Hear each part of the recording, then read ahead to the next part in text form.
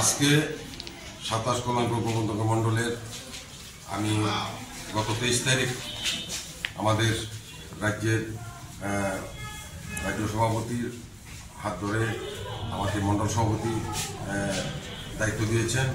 তো দায়িত্ব পেয়ে আমি আজকে আমার 27 কল্যাণপুর প্রবন্ধক মণ্ডলের মহিলা মোর্চার দিদিরা সবাই মিলে আমাকে সম্বর্ধনা দিয়েছেন।